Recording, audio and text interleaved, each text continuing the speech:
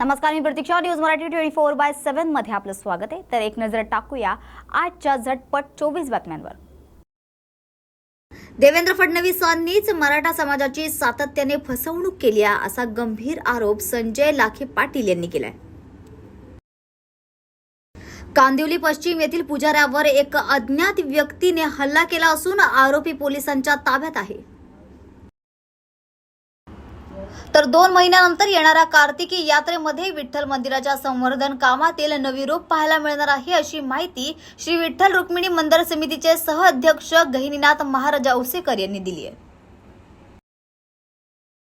छत्रपती संभाजीनगरमध्ये 17 वर्षीय तरुणीने मुलाच्या जाचास कंटाळून आत्महत्या केल्याची धक्कादायक घटना घडली असून आरोपीच्या अटकेसाठी ग्रामस्थांनी रास्ता रोको आंदोलन केलंय. कोल्हापुरात शिवसेना ठाकरे गटाकडून मुख्यमंत्र्यांच्या विरोधात घोषणाबाजी करत खड्ड्यांबद्दल आंदोलन करण्यात येते. तर बदलापूर प्रकरणी SIT नेमण्यात आली आणि केस फास्ट ट्रॅकवर घेण्यात आली अशी माहिती गिरीश महाजन यांनी दिली. राज ठाकरे यांच्या विदर्भ दौऱ्याच्या पार्श्वभूमीवर गोंदियात मनसे सैनिकांनी बॅनरबाजी केली आहे. बदलापूर घटनेबाबत आरोपीला फाशीची शिक्षा योग्य आहे अशी प्रतिक्रिया नीलम गोऱ्हे यांनी दिली आहे. पुण्यामध्ये सेवानिवृत्त पोलिसांनी विविध मागण्यांसाठी मोर्चा काढलाय.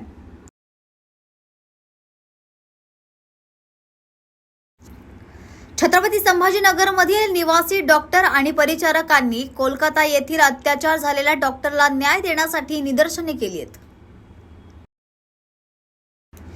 बदलापूर येथील दुर्दैवी घटनेतील नराधमांना तात्काळ शिक्षा व्हावी यासाठी राज्य सरकार आणि पोलीस विभाग प्रयत्नशील राहील असं आश्वासन देवेंद्र फडणवीस यांनी दिलंय.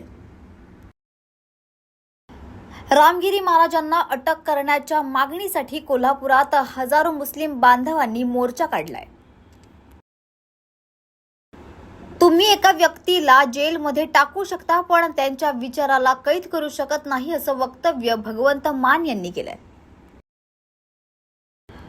पंजाबचे मुख्यमंत्री भगवंत मान यांनी परिवारासह नांदेडच्या गुरुद्वाराचं दर्शन घेतलंय.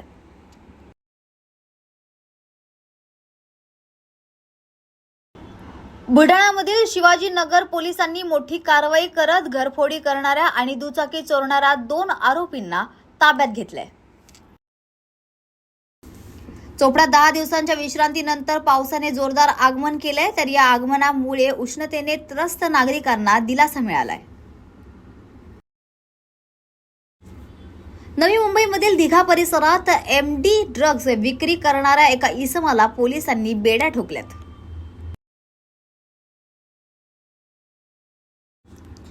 बदलापूर घटनेवरून गृहमंत्र्यांनी त्वरित राजीनामा द्यावा अशी मागणी प्रणिती शिंदे यांनी केली आहे.